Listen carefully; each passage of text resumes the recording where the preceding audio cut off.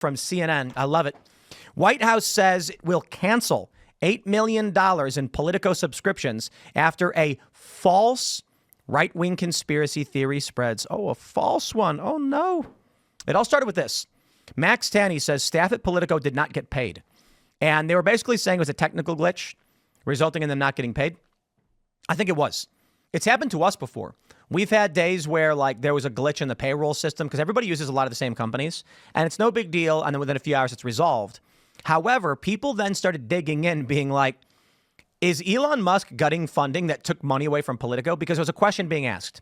How is it that Politico, of limited audience and consequence, is able to fund such a massive operation? Honest question. We here at Timcast rely on you guys to become members. And then if we do ad reads, we don't really, but becoming members funds all of this. And it's not easy. And we're limited. And we don't have nearly the size and staff of Politico. So how do they do it? Right? Well, so people started digging in. As it turns out, the government be giving them lots and lots of money. Take a look at this from usspending.gov. Let's start with this one.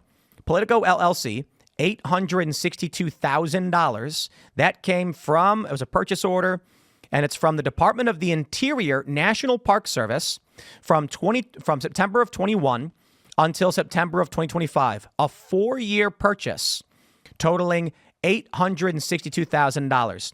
Then we've got another $622,000. This one coming from the Department of Interior, U.S. Fish and Wildlife Service from it's the June of 2022 until June of 2026, another 4-year deal. Why are they spending all of this money, and what is this? Here's one that's particularly egregious. 172 subscribers for $388,000. That's $2,300 per person per year for the Department of Energy to have a subscription for 1 year. Now, of course, the media is trying to cover it up, but it's not just Politico. It's a bunch of other companies. Let me see. We got this from Axios. Doge targets government media subscriptions after MAGA attacks, and they mention the New York Times, AP, Reuters are getting exorbitant amounts of money for products and subscriptions from the government. So my question, as we kick off this conversation to the panel, for what purpose? And be honest, I know maybe Nuance Bro, he'll tell us exactly why the government wants to spend between $2,000 and $15,000 for a subscription to a news company. Why are they doing that? Well, we were talking before the show. There was something like they were saying that Politico Pro or like these Politico has like this government service where it kind of acts like Bloomberg terminals do for people in the investment banking world or whatever, and it allows them to see things with this proprietary software. So it'd be like paying any other sort of contractor, like the way the government pays Palantir for their proprietary software that tells them like logistical stuff. So I don't know. I don't know what the explanation is. But let's hold on. That's really interesting. Politico has, my understanding is from a government tier. They have a specific subscription for the government for like $2,750. And then they have this like Premier Plus Pro thing or whatever that might be, I think, like $15,000. And so is this an intelligence agency? Are these media companies effectively like Palantir providing intel and data to the government for exorbitant fees? Well, so far I haven't really seen in any of the articles like an explanation of exactly what the government's paying them to do with this sort of stuff. So I'm pretty confused as well. But I'm also, what percentage of Politico's actual annual revenue is actually coming from government sources? Do we know what like their annual revenue is? Because we don't. 8 million's like, but how about over this? Like 10? Isn't that like 8 or 10 years or something? It's like 9 years. Yeah, the 8 million's over 9 years. So they're getting just shy of $1 million a year from the government, from government subscriptions, which it's still, I mean, it's impactful. And in their lifetime, I think someone posted that they got like 34 million in their lifetime. So, hey man, I'd love to get $1 million a year from exorbitant government subscriptions. How about we launch Timcast Trump Pro, where it's $5,000 per subscription, and Trump and his team, they can all buy it from us. They would call it money laundering immediately. Oh, of course. Well, take a look at this. Now, I want to stress, this is not USAID funding media outlets, except this one is. From the BBC, our statement on USAID funding, the BBC says, they say, like many international development organizations, BBC Media Action has been affected by the temporary pause in U.S. government funding, which amounts to about 8% of our income in 2023 to 24, we're doing everything we can to minimize the impact on our partners. Heavens me. The BBC's literally funded by the U.S. government to a certain degree. All of this stuff is a complete waste of taxpayer dollars. There's no legitimate reason for USAID to do the vast majority of the things that I've heard about. So now maybe there are other programs that USAID has that are legitimate, that actually do benefit the United States when it comes to foreign policy. But all of the stuff that I've heard being discovered by Doge or whatever, it's all garbage. It's all slush fund. A lot of it, a significant portion of it, is money being used for one political agenda. That's the American taxpayers' money being used to promote one political agenda against, that a lot of Americans are in complete opposition to.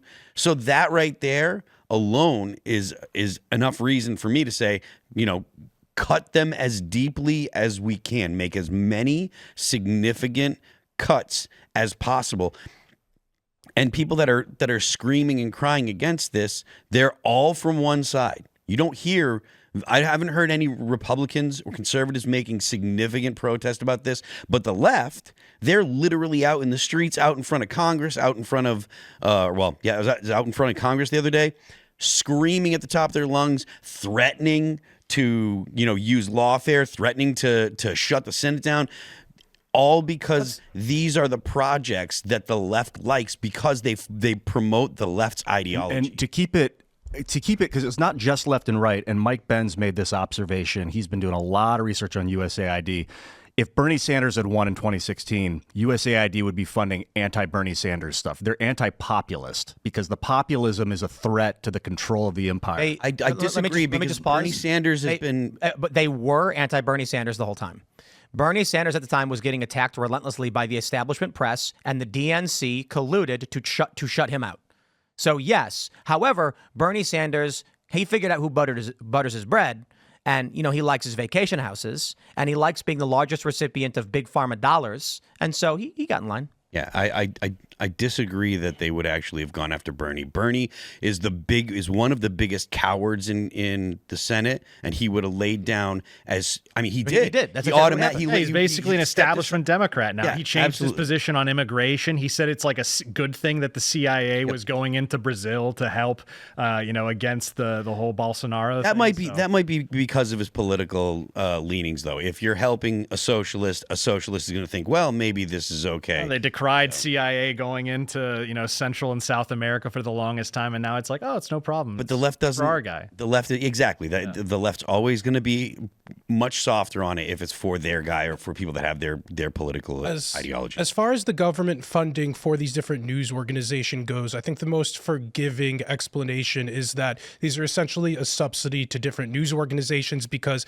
the business of news is actually extremely difficult, and it's extremely difficult to maintain a successful news business, and people turn over and get out of the business a lot, and it's within the government's interest to have a vibrant media space, and then I'm sure they benefit from good coverage back and forth from the people kind of lining their pockets, but they could argue that we have an interest in a vibrant media covering what's going on in our country in an effective manner. When do we get the cut? I mean, we have a top global podcast. It's a prominent live show. Perhaps they could fund us, but they don't. Would you accept money? I don't even think you would. But of course I would not. The point, well, it actually depends, and I'll break down the nuance on this one.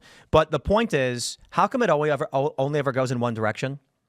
How come? 100% right. Yeah. How come the law enforcement that's being fair and democratic is only after going Trump supporters and J6ers, and it's not going after Antifa? And then when it comes to the funding, it's always just these big liberal media outlets. Let me break it down for you. I find that the argument that it's both, so the both sidesism argument, I don't find that compelling at all. Let me break it down. The question of would I accept money from the government? The simple answer is no. But the issue at hand is, let me give you a scenario where a company may start on good standing and good founding and then find itself wrapped around the CIA very easily. We're going to start a news organization. It's called eladsnews.com. And Elad launches a subscription service, $10 a month. And he says, hey guys, I go on the ground, I report, I ask questions, $10 a month, and then you can be a member. And then boom, overnight, he's got 1,000 members. And he's like, wow, I'm actually making a lot of money now. I could afford to hire another staffer to help me do this. So he has another person, makes more content. Boom, now he's got 3,000 subscribers. 2 years goes by, and Alad's got 40,000 paying members at $10 a month, and he's running an operation. He's got an office, a headquarters. He's hired 30, 40 people. He's like, man, this is amazing what we're able to pull off. 5 years later, he's got a staff of 130. He's like, we here at A Lot of News have been fighting the good fight, and we got all these people here. And then all of a sudden, CAA knocks on the door and says, we'd like to have a meeting with you. And then they slide over a piece of paper that shows 50,000 of his subscribers are actually government employees that are buying a premium plus plan. And they say, here's what's going to happen. We want you to write that Donald Trump is a fascist. We want this to be your principal coverage. And Alad goes, hey, look, we're journalists, man. We don't do that stuff. And says, that's no problem. We're sorry we asked. We'll just get in line with our boss and cancel our 50,000 subscriptions. Oh, is that a large portion of your revenue? I guess that means you're out of business and everyone's fired. Or, you can just accept the truth. Trump's a fascist, right? And so what happens is these companies, some of them do get calls from the State Department. Fact, I can tell you this with experience, definitively, primary source. I have worked for news organizations where the bosses got phone calls from the State Department to talk to them about their news coverage. 100% fact. Now, it's often they try and play it like, hey, look, we're not telling you what to do. Yeah. But when the State Department calls you and says, we're really concerned about this kind of story, you know what that means. And you know what's going to happen if you say no. You know what the greatest award in journalism is? It's not the Pulitzer. Anybody? Staying out of jail? No. You guys don't know the greatest award in journalism? No. It's called CIA assassination. Okay. It's not the Pulitzer Prize. That's the meme, at least, that if you actually are going to break down a big story that's going to expose the government, they won't let you do it. And so I think for a lot of these companies, there's the mockingbird argument that the feds have been deeply involved in spreading propaganda intentionally. I think it's much more, look, they want plausible deniability. That's why the way it works is they're going to buy premium subscriptions to the tune of $1 million a year or whatever. That's going to fund a lot of employees. With $860,000, how many people can you hire? You can hire a bunch of low-level staff at $48,000. Maybe you can hire a handful of staff at $100,000, maybe a couple of high-profile journalists for $200,000, and they're going to report what you tell them to report, and that money's coming from government subscriptions. But again, what percentage of Politico's revenue is actually government funding? I can't imagine it's that high. I tried to pull No, it looks like based on those numbers, they may be getting, like $1 million a year or whatever. 7.2 in 2023.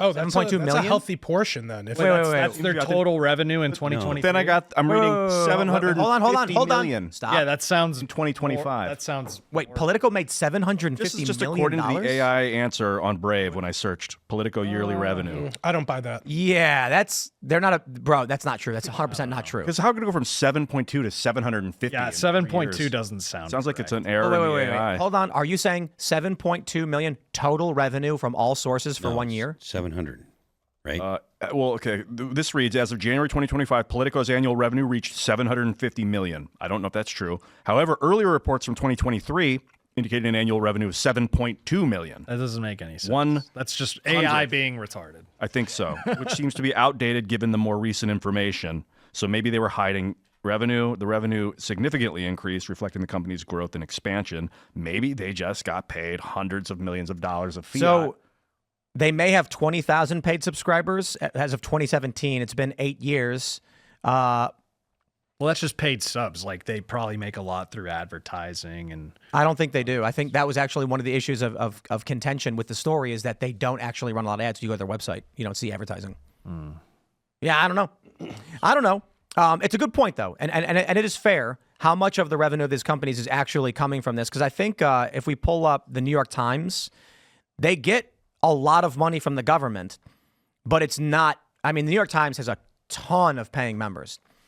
Here's the thing, though. I have an honest question about, say, the BBC and other foreign media outlets that report on the U.S., influence U.S. reporting or otherwise, And USAID accounting for 8% of the BBC's annual budget is insane. A British newspaper. Yeah, that's Crazy. A statement from bbc.co.uk saying 8% of their income. Yeah, doesn't the BBC get funded by their own government?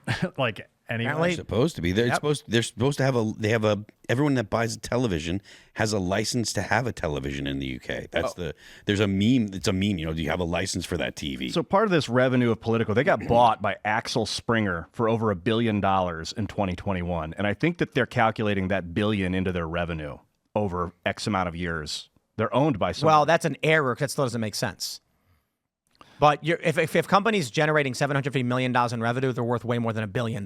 Yeah, so $200 million in 2021, but this is because of the $1 billion acquisition. Hey, look, far be it from me. I wonder how they're making $200 and something million. It must be their premium subscriptions. And then there's questions about, is there funding that we're not seeing? Because I got to be honest, guys, I do not see a reality, and that's just me, and maybe I'm crazy, where Politico is able to generate hundreds of millions of dollars per year off subscriptions.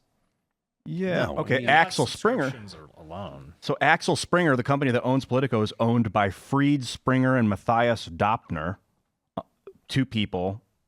Corporate structure becomes a privately owned and operated news media marketing company. Well, that's why we don't know the 13.5 euro revenues. billion dollar 13.5 billion euro deal was struck to hive off.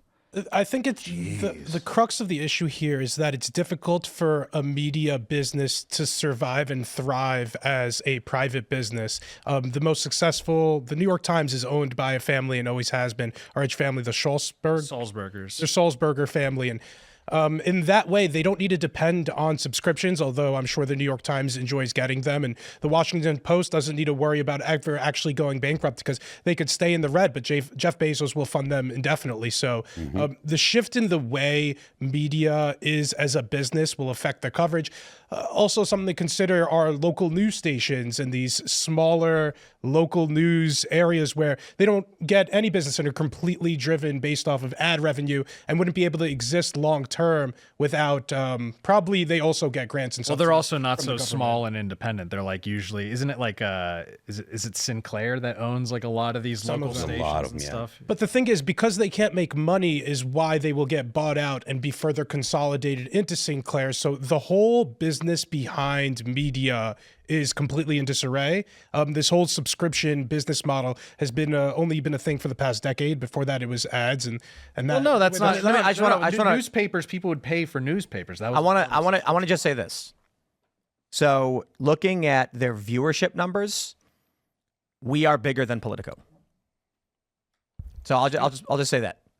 The question then becomes, if we are bigger than Politico, how are we not doing $200 million a year? Maybe look, man, I got to launch this Timcast Pro $13,000 a month subscription plan and offer people something, you know? I can't Keen imagine. insights of AI. And I can't imagine how that is considered acceptable. $13,000 a month is what the charge, and how many did they were buying 246 of them. it doesn't make any sense. Thanks for checking out this clip from Timcast IRL. Make sure to watch the show live Monday through Friday at 8 p.m. Subscribe to this channel, and we will see you all there.